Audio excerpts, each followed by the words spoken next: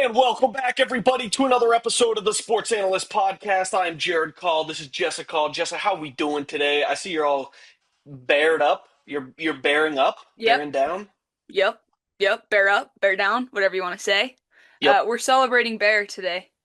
we are Kid indeed. played Unreal over the weekend. He So did his first road start. We'll get into that very shortly. Um, here I have a hot take for us to kick things off real quick you have a hot before we. take. All right. I do, okay. The Falcons lost 30-0 to the Carolina Panthers over the weekend, all right? Congrats, Terrell. Uh, Terrell, lifelong Panthers fan. Good for him, not good for me. Um, Here's my hot take. It was not that bad, okay? Okay. This would probably, it's a good thing we're in a soundproof room right here, in Lavelle Edwards Stadium here, not a lot of Falcons fans. Um, that'd probably not go over well with the Falcons fan base. It wasn't that bad. I promise you, it wasn't that bad. It was a 10-0 ball game going into half. Should have been 6-10 because we missed two field goals that weren't Yep. really that difficult. We hit five longer field goals last week in Minnesota. After Okay? just releasing Coup, right? Yes. Gosh, that's just bad juju. It was an interesting week for the special teams, to be sure. Um, okay, but it's 10-6 going into halftime if we just make our kicks. Okay? We are marching down the field, 2-minute drill. We throw to Darnell Mooney on a corner route, and he cuts it inside to try and get a couple more yards, and then he goes down. But it's the NFL, it's not college football. Clock doesn't stop for first downs. Time goes out before we can clock the ball and kick another field goal.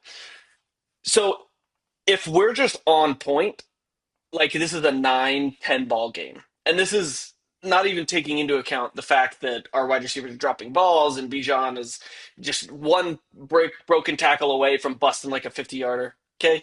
It's 10-9, okay? We come out in the second half. Penix just checks it down to Bijan. Literally Evan Johnson, 17-0. And just like that, we're game scripted out of the game. And we just start throwing the ball. We're on our back foot. Like, obviously, we didn't have it, and that's fine. Defense played well enough to win. We gave up one touchdown drive. Like if you take out all the short field. So buy stock in the Falcons, okay? That's my hot take. Buy stock in the Falcons now because it's not going to be lower because from here it's only up. I am curious how long it took you to get to this really, really great spot that you're in after this game that we saw on Sunday. Um yeah, a solid 24 hours. Yeah, the The, 24-hour rule. Totally. exactly. Yeah. Exactly. Everything you say 24 hours after a game completely off the record doesn't count, doesn't matter, right? Yeah. Once it hits that 24-hour mark, then you got to come back to reality. You got to study the tape and you got to get into it. And that's exactly what we're going to do with the BYU ECU game because it's been 48 hours, but it was a very different game from the Falcons game. BYU walks out with a big win on the road. Jessa, I want to ask you a question. Was this a convincing enough win for you? For me, yes. Because let's look Okay. look back to, I mean, I wanted to win by 10 points, right? Here's Yep. my follow-up question to that. So my expectations were exceeded. Convince me of what? Right? Like That is a very that good is question. the question. So maybe Jared, what did this game convince you of? Like, was this a big enough win? I know your prediction looked a lot more like what actually happened. So maybe that question is better posed to you because I was like, win and go home. Win and go home. So 21 points was awesome. Yeah, yeah, this was actually pretty close to what I was hoping that it would be. I wouldn't say that it because I mean, like you said, the better question is was it like what does it convince us of, right? This convinces me that we don't suck, that we can win football games regardless of how they start, right? We have it in us to overcome slow starts, bad play, you know, like the offense didn't really get going in the first half, second half, obviously we kicked it up. I think this just convinced me again that we don't suck. I don't know if this really convinced me that we are capable of winning at a higher level against really like far better teams, but solid game plan from the defense. We orchestrated everything correctly, and we won the football game. We played to win the football game, and we won the football game. We'll get into a little bit deeper, like, I mean, let's just go deeper right now. What do we make of Yeah. the offense, Jess? Because the offense was a huge question mark. Everybody was going off in the chat in the first half, and then we end up putting up 34 points. So, what's your read on the offense? Man, I am so Jekyll and Hyde about this. There's still a lot we don't know. As you said, we'll learn more as we get into conference play, but that first half was scary. That first half was tough. And the more I think about it, we were 0 for 2 on oh actually, did we even get into the red zone in the first half? Oh yeah, we did. I know we were 2 for 4 as far as getting touchdowns in the red zone. We had a few field goals outside of the red zone or a field goal outside of the red zone. But anyways, we once again came into this game not being able to finish in the red zone. Will Ferrin came on, got us 6 points, right? But we were behind the sticks a lot, especially when we started approaching the end zone. And so you kind of get this feeling of like, okay, here we go again. We saw this weaknesses last week, and we obviously like didn't do anything to fix them this week. So there's that. And then you go into the second half, and it's like a completely different offense. We were able to run the ball well on the first drive and then stalled, right? But in the second Mm. half, I saw, and this is my hot take, it reminded me of the 2020 offense.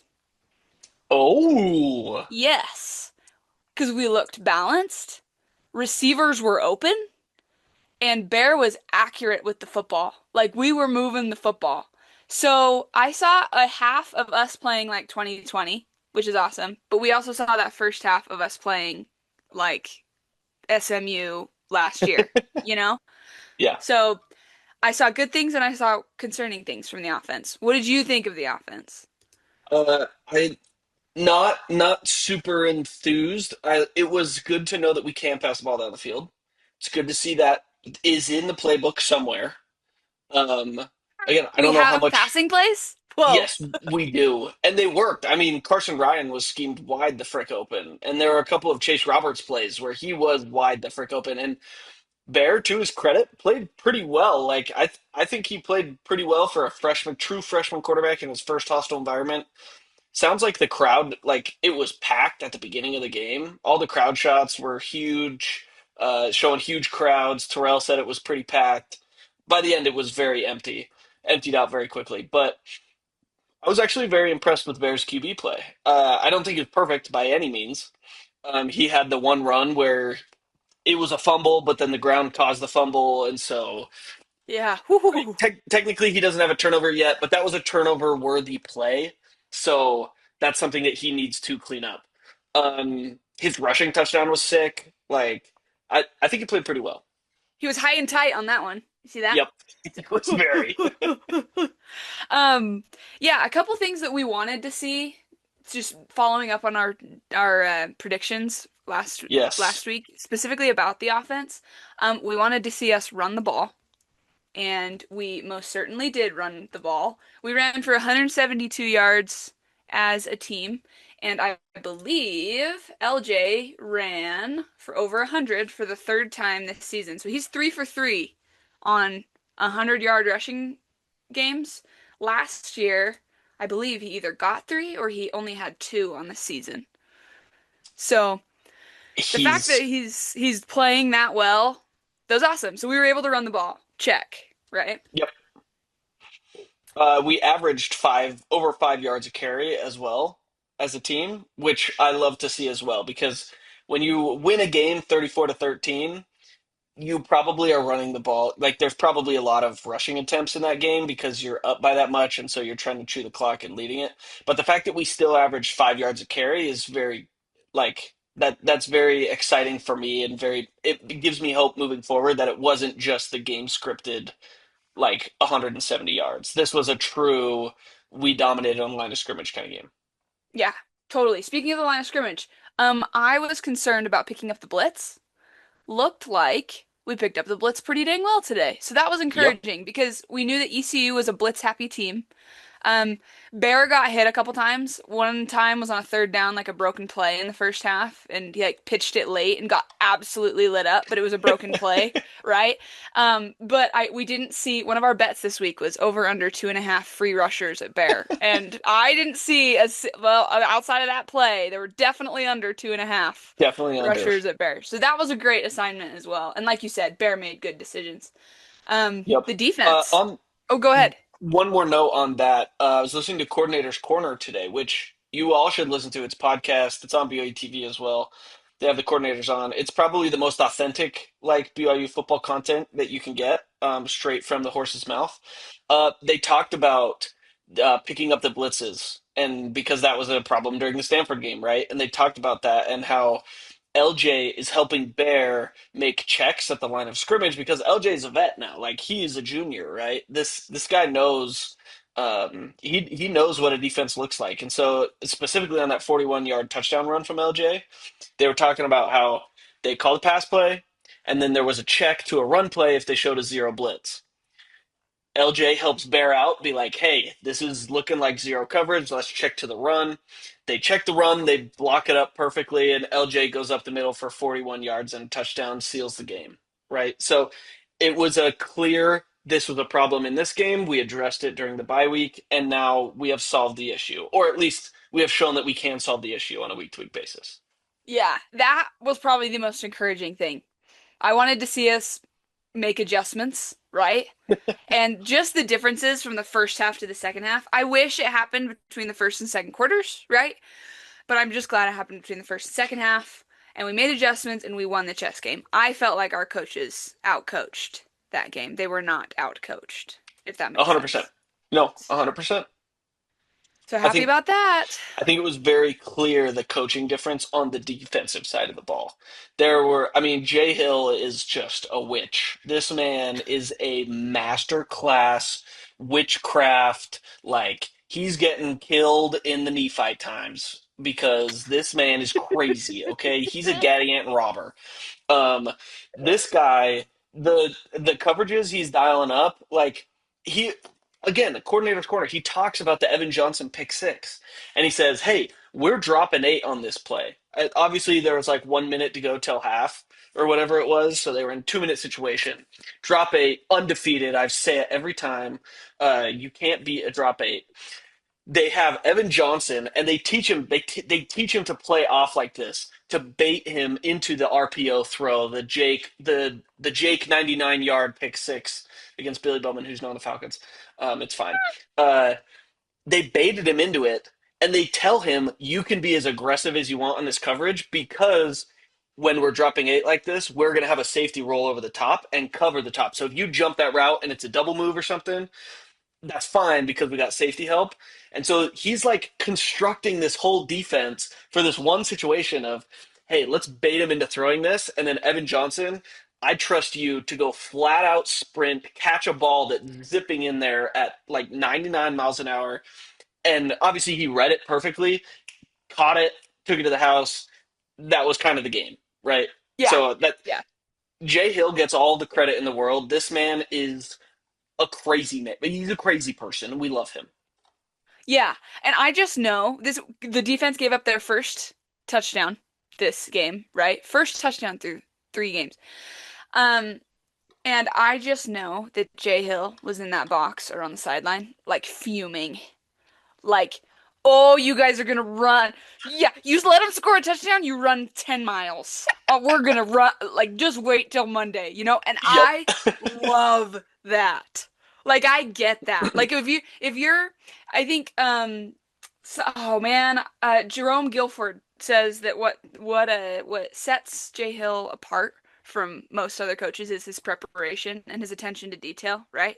Mhm. This dude lives, eats, breathes football. And like you said, the scientist part of it. So I just know that he was loving that. Defense played great. Yep. Defense played great. Absolutely zero notes for the defense. Yeah. Um, okay, I will. I know we've been gassing up BYU. That's what the kids say these days. We've been gassing up the Cougs right now. Okay, I this is why when we were talking at the beginning, I said we get into this. This is why I'm not like super convinced that this means oh so much, okay? I'm looking at things that are consistent and repeatable. Now, do I believe in BYU's defense? Okay, I'm going to come off the top. I 100% believe in BYU's defense. We don't have the best players, but that's okay because we have the best defensive coordinator in all of college football. Okay, if Caden Hauser is just a little bit smarter and a little bit more conservative, this is a very different game. Okay, let's think about that whole sequence that led to the Evan Johnson pick, in the pick six. Okay, ECU. Okay, what was the score of the game at this time? Was it like six Six to to three zero. or six to No, zero? 6-3. Okay, No, it was 6-3. You're it right. It was was six to yeah, it three. was yes, it was 6-3. Okay, and we're going down into halftime. Okay, yes, yeah, it was 6-3. ECU is driving down three. Okay, they are driving to take the lead. What was it like, first and goal or something? It was second and And goal when he threw the interception. yes, second and goal. He's rolling out to the right. Any smart quarterback either throws it away, tucks it, and runs it. I don't know what he's thinking. He just rips it right to Evan Johnson, who catches it, takes it out of the end zone, back into the end zone. Everybody has a heart attack. Jay Hill's like, not again. And then he takes it back out of the end zone. Like, crazy play. But, right, that's Caden Hauser. Like, you cannot make that. Okay? Imagine if he just tucks that and runs and is able to make a move and gets into the end zone. Then BYU's Or probably going into the half down 10-6. yeah, exactly. Or throws the ball away and they tie the game up 6-6. I mean, At worst. yeah, that's a swing right there. Right? And then, okay, then what happens? We get the ball. We punt, obviously, because the offense in the first half we talked about. We punt. Their guy muffs it. And credit to, was it Marcus McKenzie? Yeah. Or was it the Mm-hmm. other one? It was Marcus. Yep. Absolutely annihilates the guy. The ball bounces all the way back to the one without going out of bounds, without getting picked up. Like, that was a super lucky sequence. And then obviously the next play, we cook up a nice little scheme, and Caden Hauser, instead of just doing the Jake Retzlaff, please hand the ball off, throws it, rips it, pick six, right? And then BYU goes into the half up 13-3. And from there we had the momentum. We get the ball back, like we were rolling. But imagine if that sequence doesn't happen and BYU goes into the half like down 10-6. Like, the complexion of this game is completely different. I'm not saying BYU doesn't win, but I'm 100% saying BYU doesn't win 34-13. Like, Oh BYU yeah. maybe wins 24-13 or 24-17. Like, I'm glad that we won, like you said. I'm glad that we covered the spread and handily and looked good. I don't know if we should think this means BYU is worlds better than ECU. Does that make sense? 100%. 100%. Our offense still needs to put up points. Our Yeah, defense, it's the same story as last year. It is the same story as last year. Our special teams and our defense has bailed out our offense time and time again.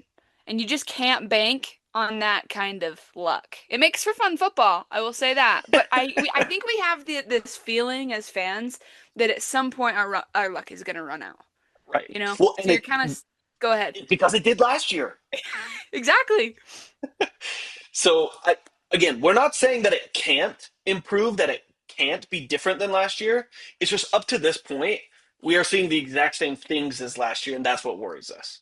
The Now, thing I was just going to say, the thing that we're not seeing this year, Bear, it may be more conservative and less of a gunslinger than Jake. So I worry, I worry more that with the ball in Bear's hands, if it's like a 2-minute drill at the end of the game. Like I'm just when right. they're in drop eight, right? And Bear Yep. has to make this play. And not because Bear isn't good, right? It's because he's a freshman, we're being real here. So Yep. that's the downside, right? But the upside, like you said, Bear has had one turnover worthy play. Right. Jake, it was Across like three one games. every 3 plays. You know what I'm Every saying? series. Seriously. So I have hope that hopefully we can win games earlier with Bear if we figure out our play calling and figure out how to stay ahead of the sticks. Um, but we'll see. We'll see if how that changes. To your Mhm. point, you were gonna say something. Go ahead.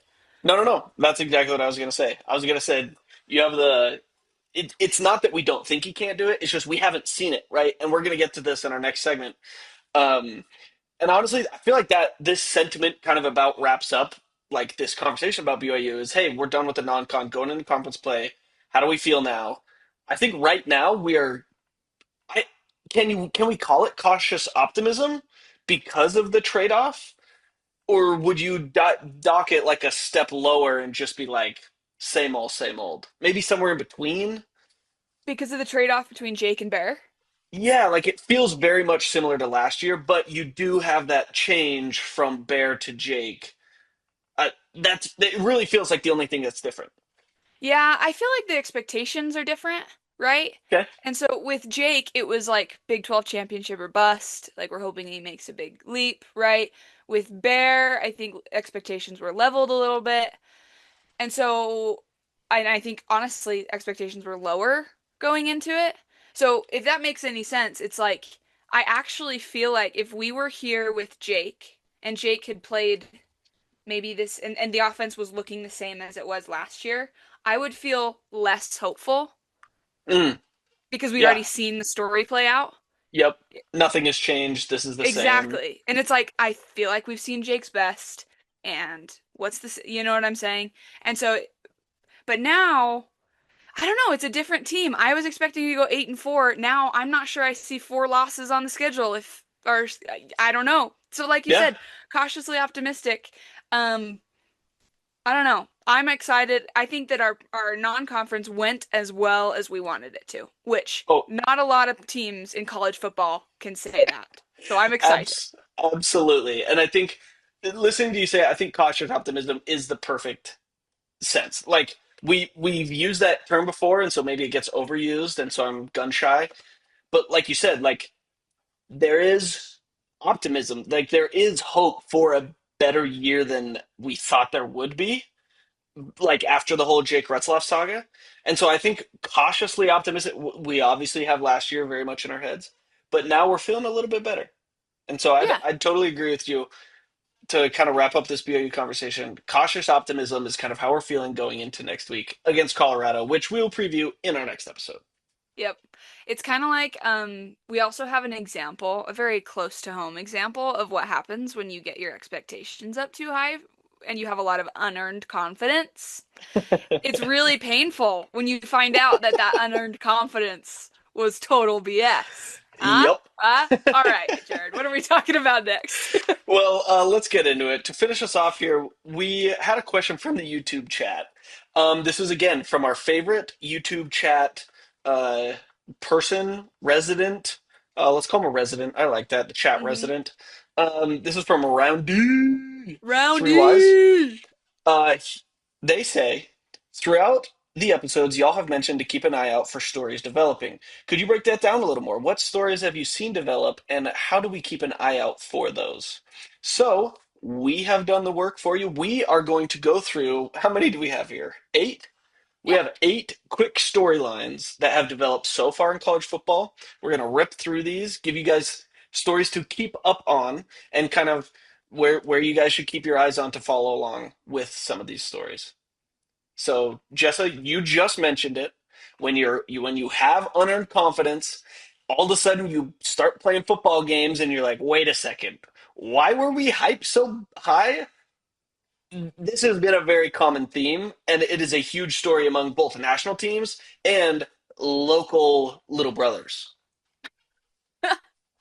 Yeah, let's run through them. You've got Texas, who everybody Oh, thought was just gonna run through everybody. They have the Heisman quarterback, right? We've talked about Arch Manning. We've followed Arch Manning's story pretty closely. I think as yes. has everybody else because there's such a bright flashlight on it.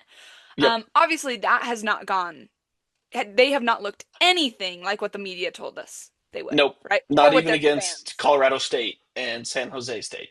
Exactly. You've got Clemson. Oh, What a woof. Yeah, what a mighty fall. We'll get to Dabo later. Yeah, we will get to Dabo later. It's sad. They are 1-3, and their Yep. one win is against who? I don't know. Not someone not Troy when very they were good. down 16-0 Troy, at halftime. thank you. Oh, poor Clemson. Um, Another overhyped quarterback, DJ Lagway, very similar to Arch Manning. Really had not Yeah. played that many games. He'd played more than Arch, right? Yep. Florida gets beat by USF. Hi, Moose. He's Um, making an appearance. yep, mascot. Um, and finally, the Utah Utes jumped from unranked, jumped from unranked to in the teens to 16 to Big Noon coming to their house when they had beat Cal Poly, Wyoming, and UCLA, dumpster fire of the Who Big fired their Ten, coach? who fired their coach, and they said this Utah team is back. Kyle Whittingham says this is the best O-line he's ever coached. Guys, don't bank on things you haven't seen and you haven't What are we proved. doing? What are we doing? Gosh, there's just four examples right there of Yep. teams that have had woo, of Yep. seasons. So, yeah, keep an eye on the top 10 here. I think once we start to get into conference play, there might be a couple more of these teams that start to plummet a little bit. Yeah. Oklahoma, looking at you. LSU, looking at you. Okay, you know what? Sell your stock right now in LSU. Oh man, LSU. Oh boy. There we go. Yeah. There we go. Okay, number two. The American might be the most fun conference in football. They're rivaling the Big 12 for the most fun, okay? Here's my reasoning. One, there's tons of variance in this conference. Game to game, team to team. You could get high level play, you could get low level play, you could get something in between. I don't know. There are lots of really good teams in this conference as well. You have Memphis, Tulane, USF, Navy, North Texas. All five of these teams could win the conference. And right now, in the current like G5, G6 environment right now, these are probably going to be your front runners for the college football playoff too. Which again leads into another reason this is so much fun. Is because of the huge stakes at play. Like this is for a G5 school, like playoff money is like program changing money. This is way more money than their media deals bring in. And so if you want to look at a conference where the stakes are truly high, this isn't Georgia, Alabama, where loser is going to go to the playoff and the winner is going to go to the playoff. Like Memphis, Tulane, USF, Navy, North Texas, the American Conference is going to be the team to look at for these kids are playing for it all every single Saturday. Plus, Jake Yeah. Retzlaff is just an absolute roller coaster, throws for 56 yards, and then has 5 rushing touchdowns the week before. So I don't know. Yeah. We'll see. We'll see how it does. He's played one really bad P5 team, P4 team, and one really good P4 team. So, hmm. We'll see how he does in the American. Yeah, and North Texas. What are they eating over there? They put up It's 59 on Washington State. Granted, Washington State's not that good, but like North Texas? North Texas put up more points against Washington State than Washington put up against Washington State. If Just I keep an don't, eye on them. yeah, it's hard to choose a favorite, but if I had to choose one this week, Yeah, I like me a team that I haven't heard of in a while. Okay, teams who are back, we right? love this. Right? Um, is the U, the real U, This you, back? not this you. Yep. This you. No, this U. Wow, we have to censor that out, I think. Um, Miami, Florida State, Indiana. Can we follow up on my hot take from last week? Last week I said if Kurt Signetti wins this game against a strong Illinois team after playing the cupcakeist of cupcake non-conference, he might be the greatest coach in college football right now. And listen, I'm not saying Illinois is like really, really good, but he hung 63 on them. And you know what he said in his press conference after the game? We broke their will. All right. All right. I'm bought in. I'm bought Yep. in on Indiana. Man, I can't wait to see what they do this season. Oh my gosh. Yeah. Again, all three of these teams, Florida State, Miami, Indiana. Florida State and Miami, they don't really play anybody besides each other from here on out. But Indiana has to go through the entire Big Ten again. So keep an eye on Indiana because this is going to be a developing story. If they can keep this up and just absolutely just tear through the Big Ten, like they And would might be this very good. and would this not be the year, right? Ohio State looks more vulnerable than they Very have, beatable. right? As an Ohio State fan, we look very beatable. Right, and you can admit that because next year you're probably going to be great, right? So it's okay. You can you can lose one or two games this year. Michigan, beatable. Yep. Iowa, beatable. Oregon, I don't know. They haven't played anybody, right? Yep. I'm just saying, the Big 12 is open. Penn State, beatable. Yep. Nevada, cough, cough. Well, like let's look at Indiana's schedule. I know we're running low on time, but Iowa, Oregon at Oregon. Okay, that's going to be a tough game. Michigan State, UCLA, Maryland at Penn State, Wisconsin, Purdue. If like Indiana could go 10-2, worst case scenario here. Yeah, Like, and they could beat Oregon or Penn State. They could definitely beat Penn State, and then we could see. Oh, I raised my hand and it switched the spots. That means we got to go. Anyway, yeah, keep an eye on Indiana. yep, All right, number 4. Who is going to win the Big 12? Question mark. I guess I don't really know what to say there. We had kind of like a list of teams, but Iowa State is the only one with a resume. Texas Tech has looked good, but hasn't beaten anybody. Yes, they haven't beaten anybody. Baylor, low key stinky. Me and Jessa picked them to win the Big 12 or play in the conference championship game. I don't know if that's going to happen. TCU looks absolutely fantastic, but have they really played anybody? Like they beat SMU handily. They destroyed North Carolina, but who knows what North Carolina really is? I'm putting the eye emojis on Houston. Okay, I heard it like here that first. And then you got BYU, Kansas, Arizona, and maybe Arizona State also in the mix. A lot of these teams haven't played anybody either. Um, it truly is right now anyone's game. We're going to see that develop in the next couple of weeks. Just something to keep an eye on.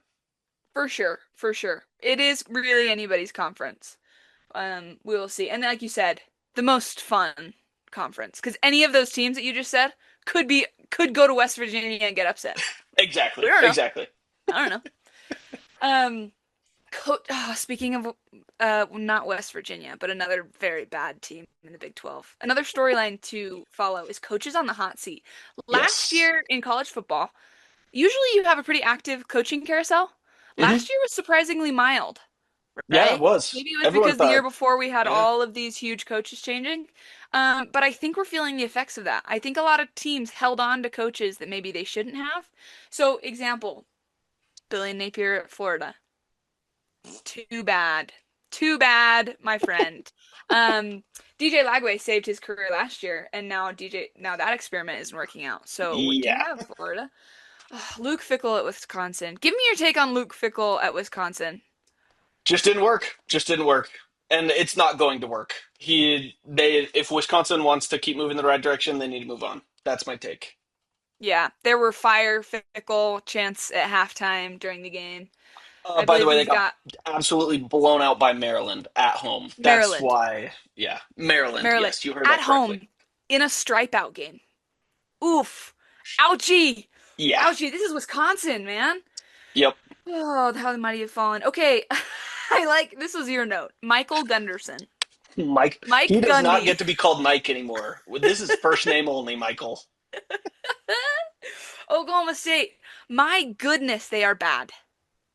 They Tulsa took them to the woodshed. Tulsa looked like the Tulsa. P5 team. Yes. Tulsa. Yeah, that was bad.